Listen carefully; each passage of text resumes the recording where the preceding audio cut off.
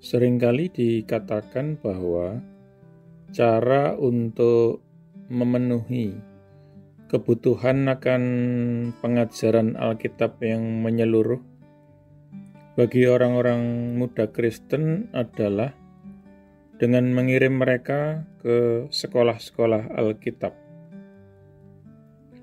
Namun, usulan solusi ini hanya dapat diterima dengan dua batasan. Yang pertama, harus dinyatakan bahwa saat ini ada kecenderungan yang meningkat, bahkan di antara sekolah-sekolah Alkitab yang sepenuhnya Injili, untuk mencurahkan semakin dan semakin sedikit waktu untuk studi Alkitab yang sebenarnya, dan semakin banyak waktu untuk pelajaran-pelajaran sekuler lainnya. Rasul Paulus memperingatkan jemaat Kolose, waspadalah supaya jangan seorang pun menawan kamu dengan filsafat dan tipu daya yang kosong menurut tradisi manusia. Tercatat dalam Kolose pasal yang kedua, ayat yang ke-8. Paulus juga memperingatkan Timotius, "Hai Timotius, jagalah apa yang telah dipercayakan kepadamu, yaitu kebenaran firman Tuhan. Hindarilah omongan-omongan kosong yang tidak suci dan pertentangan-pertentangan dari apa yang secara keliru disebut pengetahuan, yang dengan memberitakannya sebagian orang telah menyimpang atau meleset dari iman." Tercatat dalam surat 1 Timotius 6 ayat yang ke-20 dan 21. Peringatan-peringatan ini perlu diulangi kembali hari-hari ini. Dalam banyak kasus, mungkin saja seorang muda menyelesaikan pendidikan di sekolah Alkitab modern dan lulus, namun dengan tidak memiliki pengetahuan yang memadai tentang pengajaran-pengajaran Alkitab dan bagaimana menerapkan firman Tuhan di dalam praktek.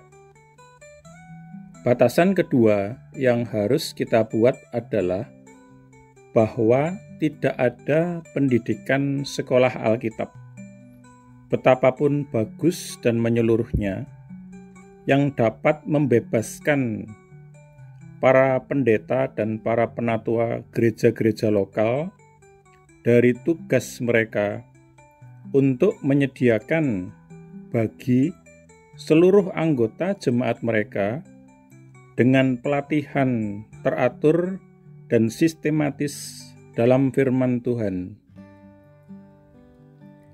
Gereja lokal adalah titik sentral dalam keseluruhan rancangan Perjanjian Baru untuk pengajaran kitab suci, dan tidak ada institusi lain apapun yang dapat merebut fungsi gereja lokal. Para rasul dan orang-orang Kristen Perjanjian Baru tidak punya institusi lain untuk memberikan pengajaran kitab suci kecuali gereja lokal. Namun, mereka lebih berhasil dalam tugas mereka dibandingkan dengan kita saat ini. Institusi-institusi lain seperti sekolah-sekolah Alkitab mungkin menyediakan pengajaran khusus untuk memperlengkapi pengajaran yang dilakukan di gereja-gereja lokal tetapi mereka tidak akan pernah dapat menggantikannya. Kebutuhan yang paling mendesak dari sebagian besar gereja-gereja lokal saat ini bukanlah lebih banyak organisasi atau program-program yang lebih baik atau lebih banyak kegiatan-kegiatan, tetapi hanya ini saja.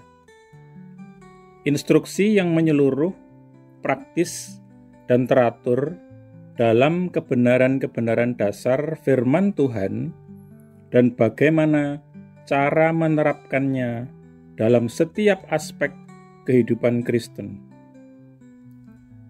Kita berdoa.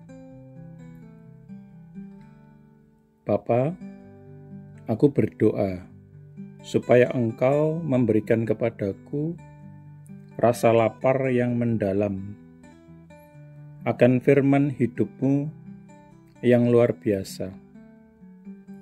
Bawalah aku ke dalam sekolah Alkitab-Mu, ya Tuhan, supaya aku mempelajari firman-Mu secara mendalam di bawah arahan Roh Kudus-Mu yang adalah guruku di dalam kebenaran.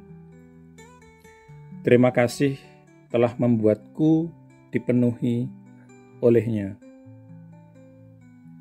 Amin.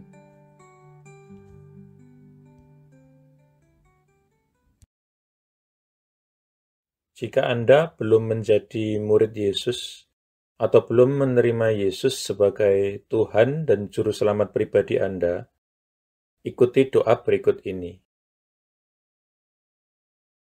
Tuhan Yesus Kristus, aku percaya bahwa Engkau adalah anak Allah dan jalan satu-satunya menuju kepada Bapa, dan bahwa Engkau telah mati di kayu salib untuk dosa-dosa yang aku perbuat, dikuburkan, namun kemudian Engkau bangkit kembali dari antara orang mati, supaya aku dapat diampuni dan menerima hidup yang kekal. Aku menanggalkan segala kebanggaan dan pembenaran diri sendiri agamawi, dan segala macam gengsi yang tidak berasal daripadamu. Aku tidak punya klaim apapun atas belas kasihan-Mu, kecuali bahwa Engkau telah mati menggantikan aku. Sekarang aku tidak akan memberontak dan berdosa lagi kepadamu, ya Tuhan. Dan aku menyerahkan diriku kepadamu, karena sesungguhnya Engkau adalah Tuhanku. Aku mengakui segala dosa-dosaku di hadapan-Mu, dan aku tidak menyembunyikan apapun.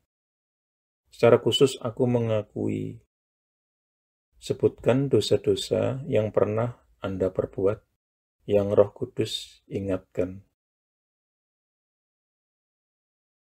Aku bertobat dari segala dosa-dosaku, ya Tuhan.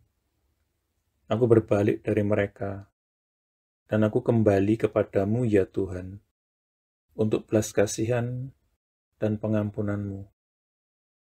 Aku memohon pengampunan-Mu, terutama atas dosa-dosa yang menyebabkan diriku terkena kutuk. Lepaskanlah diriku juga dari akibat dosa-dosa bapa leluhurku di masa lalu.